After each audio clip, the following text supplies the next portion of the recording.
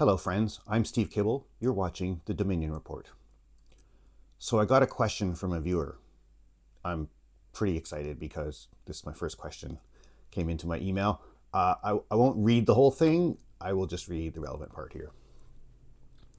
Hello Steve, I heard about the Century Initiative, and it sounds like a radical socialist agenda to expand Canada's population to 100 million people using immigration.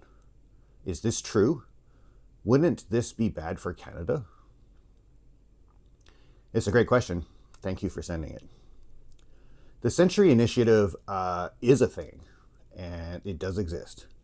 It's a Canadian lobbying group that indeed has published a plan that discusses 100 million people in Canada.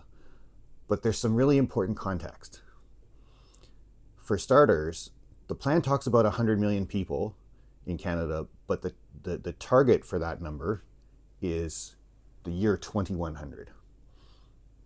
Canada's current population is about 40 million.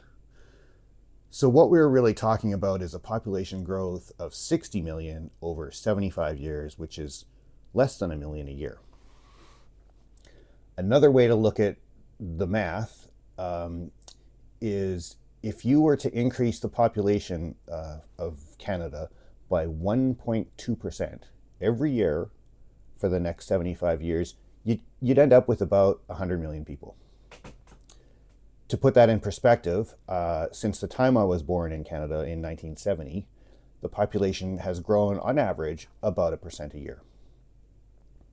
So the Century Initiative, while it discusses this big scary number of 100 million people, mostly what it does is acknowledge the continuation of the population growth that's already happening.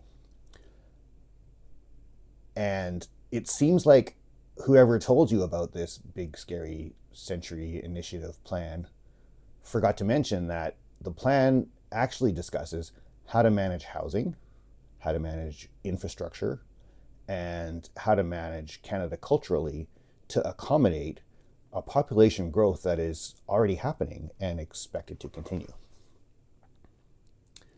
So this is a really good example of political rhetoric. This type of rhetoric is developed and distributed with the intention to scare you, usually into voting a certain direction. South of the border, our friends in the United States are subject to this a lot, and it's become very prevalent.